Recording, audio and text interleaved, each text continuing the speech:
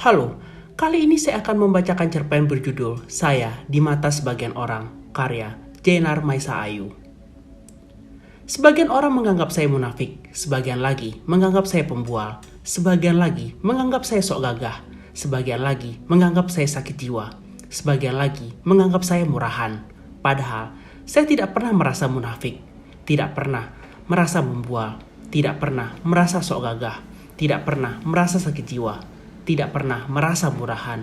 Dan apa yang saya rasa toh tidak membuat mereka berhenti berpikir kalau saya munafik, berhenti berpikir kalau saya pembual, berhenti berpikir kalau saya sok gagah, berhenti berpikir kalau saya sakit jiwa, berhenti berpikir kalau saya murahan. Sementara saya sudah berusaha mati-matian menjelaskan kalau saya tidak munafik, kalau saya tidak membual, kalau saya tidak sok gagah, kalau saya tidak sakit jiwa, kalau saya tidak murahan. Tapi penjelasan saya malah semakin membuat mereka yakin kalau saya munafik. Yakin kalau saya pembual, yakin kalau saya sok gagah, yakin kalau saya sakit jiwa, yakin kalau saya murahan. Maka inilah saya yang tidak munafik, yang tidak membual, yang tidak sok gagah, yang tidak sakit jiwa, yang tidak murahan. Walau sebagian orang tetap menganggap saya munafik, menganggap saya pembual, menganggap saya sok gagah, menganggap saya sakit jiwa, menganggap saya murahan. Saya katakan ke banyak orang kalau saya tidak punya pacar, saya tidak punya kemampuan untuk mencintai seseorang. Tapi bukan berarti saya tidak punya teman. Saya punya banyak sekali teman. Ada teman yang setiap pagi menyiapkan air hangat untuk mandi, ada teman makan siang ketika rehat kantor, ada teman yang menjemput sepulang kantor, ada teman yang menemani menonton, ada teman yang menemani clubbing. Mereka semua teman-teman yang baik. Mereka semua teman-teman yang bisa diandalkan dalam segala hal. Dan saya yakin saya pun cukup bisa diandalkan sebagai teman. Bukankah sudah sepatutnya begitu dalam hubungan pertemanan? Buktinya, tidak jarang sebenarnya saya malas makan siang. Tapi karena teman mengajak, saya merasa tidak enak untuk menolak. Begitu juga halnya dengan nonton atau clubbing. Pulang kantor, saya sering kelelahan, ingin lekas pulang dan tidur. Tapi jika ada teman yang mengajak nonton, rasanya saya tidak tega menolak, apalagi ia sudah khusus jauh-jauh menjemput ke kantor. Maka saya akan mengiyakan walaupun belum tentu saya suka dengan film yang kami tonton. Pada saat kami nonton, tidak jarang pula ponsel saya berdering. Andaikan tidak saya angkat karena tidak sopan menerima telepon di dalam bioskop, tetap saja mereka bisa meninggalkan pesan SMS. Biasanya, minta ditemani ke disko atau sekedar nongkrong di kafe. Sungguh, tidak selalu saya ingin menerima ajakan mereka. Tapi, bagi saya, itulah konsekuensi pertemanan. Apalagi, sekali lagi, mereka adalah teman-teman yang baik, yang setia menyiapkan air hangat untuk mandi setiap pagi, yang setia menemani makan siang, yang setia menjemput pulang kantor, yang setia menemani ke disko atau kafe, yang setia memberikan perhatian dan waktu kapanpun saya butuhkan. Walaupun mungkin mereka tidak selalu ingin mengiyakan, walaupun mungkin mereka sedang kelelahan, sama seperti apa yang sering saya katakan. Kepada merekalah saya sering menumpahkan segenap perasaan. Kepada merekalah saya meminta bantuan, tidak hanya sebatas perhatian dan waktu, tapi juga dari segi finansial. Kalau saya butuh uang, saya bilang. Kalau saya mau ganti ponsel model terbaru, saya beritahu. Kalau saya bosan mobil van dan ingin ganti sedan, saya pesan. Padahal karena akan selalu ada yang menjemput dan mengantar, mobil jarang sekali saya gunakan. Kalau saya dapat undangan pesta dan perlu gaun malam lengkap dengan perhiasan, saya utarakan. Kenapa harus sungkan? Toh saya tidak memaksa. Toh mereka ikhlas. Dan yang paling penting adalah mereka memang mampu mengabulkan apa yang saya minta. Saya tidak paksa mereka khusus menabung untuk saya, apalagi sampai suruh mereka merampok bank. Saya juga teman yang baik. Saya tidak mau mereka susah hati karena tuntutan-tuntutan saya. Kalau sekali-sekali harus jebol tabungan atau terpaksa mencarikan deposito, bolehlah. Yang penting dananya memang ada. Itu pun bukan masalah yang harus saya besar-besarkan. Bukan sesuatu yang layak untuk membuat saya terharu, apalagi jatuh cinta. Saya harus garis bawahi bahwa saya tidak memaksa, apalagi saya sangat tahu, sangat sadar kalau jumlah dana yang dikeluarkan hanya sepersekian persen dari keseluruhan harta mereka. Coba bayangkan, kurang pengertian apa saya sebagai teman. Seperti yang sudah saya utarakan sebelumnya, tidak jarang saya harus mengorbankan waktu dan tenaga untuk mereka. Mungkin lebih tepat jika saya menggunakan kata merelakan ketimbang mengorbankan. Walaupun saya agak terganggu, tapi saya rela. Saya melakukannya karena saya mau, bukan karena paksaan. Saya menikmati kebersamaan kami, menikmati tiap detail manis yang kami alami. makan malam di bawah kuncuran sinar rembulan, dan kerap lilin di atas meja. Percakapan yang mengasihkan penuh canda tawa, sentuhan halus di rambut saya, kecupan mesra di kedua mata, hidung, pipi, dan bibir yang berlanjut dengan ciuman panas membara lantas berakhir dengan rapat tubuh kami yang basah berkeringat di atas tempat tidur kamar hotel, di dalam mobil, di taman hotel, di toilet umum, di dalam elevator, di atas meja kantor, atau di dalam kamar karaoke. Saat-saat yang begitu melelahkan sekaligus menyenangkan. Saat-saat yang selalu membuat jantung saya berdegup lebih kencang dari biasanya. Saat-saat yang selalu membuat aliran darah saya menderas dan naik ke atas kepala. Saat-saat yang selalu membuat saya pulas tertidur dan mendengkur. Saat-saat yang tidak pantas untuk tidak membuat saya merasa bersyukur. Namun dari sanalah segalanya berpangkal.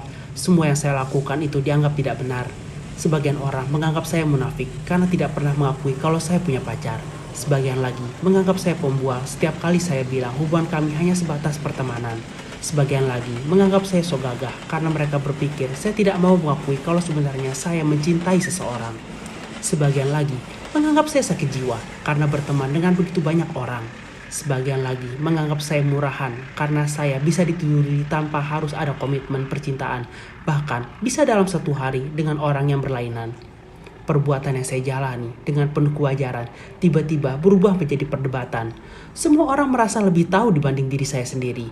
Beberapa bagian dari mereka itu sibuk dengan pendapatnya masing-masing. Dan lebih luar biasa lagi, mereka bisa membahas perihal saya ini berjam-jam, berhari-hari, berminggu-minggu, berbulan-bulan, bertahun-tahun. Sementara teman-teman saya semakin banyak, silih berganti tanpa henti, dan ini membuat mereka punya materi yang lebih dari cukup untuk terus memperguncingkan saya seolah tidak ada hal lain yang lebih pantas untuk diangkat sebagai tema.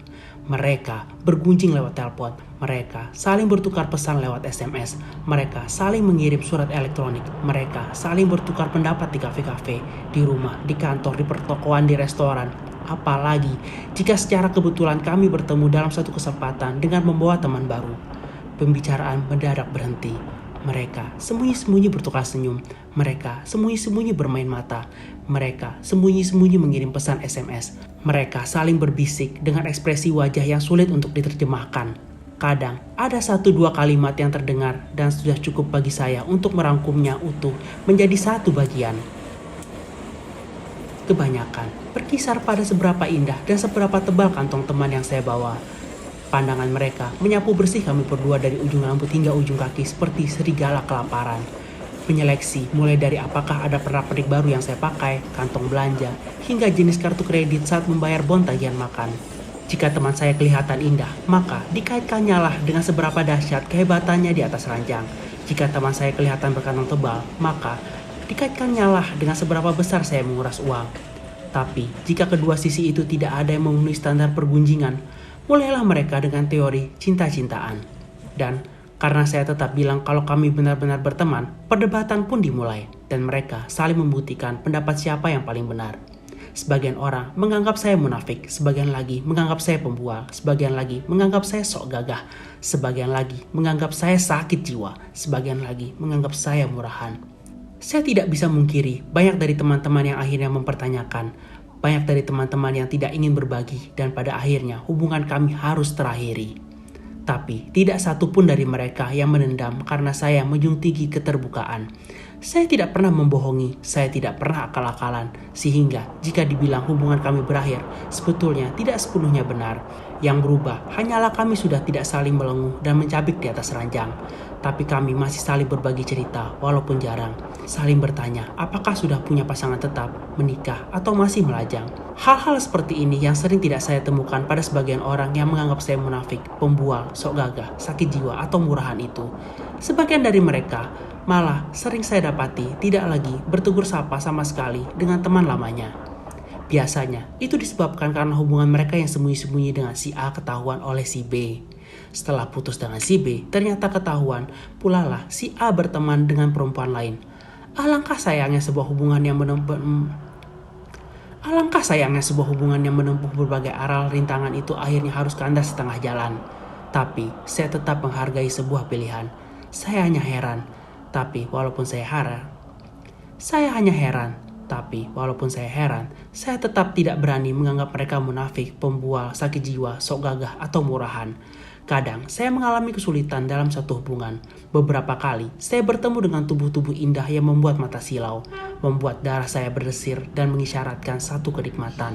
Malam-malam panjang, konstruksi dahsyat di tengah selangkangan yang nyatanya berakhir dengan rasa mual, ereksi yang tidak lama kekal. Reaksi membuat waktu berjalan bagai tak berujung pangkal. Dan saat itulah alarm dalam tubuh saya mengisyaratkan segala rencana kencan lanjutan mutlak batal. Sebagian orang menamakan kejadian-kejadian seperti itu sebagai cinta semalam. Sebagian orang merasa kejadian-kejadian seperti itu bertentangan dengan moral. Sementara buat saya, kejadian-kejadian seperti itu hanyalah semata-mata proses pengenalan. Seleksi alam yang akhirnya menjawab apakah kami akhirnya bisa tidak atau lanjut berteman. Tapi tetap orang menganggap saya munafik, menganggap saya pembual, menganggap saya sok gagah, menganggap saya sakit jiwa, menganggap saya murahan. Mungkin jika bukan karena penyakit yang datang tanpa bisa saya larang, tidak saya idap sekarang, saya hampir percaya pada pendapat sebagian orang yang tiap bagiannya menyatu menjadi satu pendapat utuh bahwa tindakan saya menyimpang. Mungkin jika bukan karena saya tergeletak tak berdaya dan diperlakukan bagai anjing kusta, saya hampir beralih dari apa yang selama ini saya percayai dan nikmati dengan hati lapang. Karena ketika saya positif mengidap HIV, ternyata saya masih punya banyak teman yang setia menyiapkan air hangat untuk bilas badan, mengirim makan siang, menemani makan malam, mendongeng tentang sebuah peristiwa lucu di satu kafe, bercerita tentang film yang baru saja diputar, membayar ongkos perawatan ketika sebagian orang sibuk berkunjung atas akibat yang saya terima karena saya munafik, pembual, sok gagah, sakit jiwa, murahan.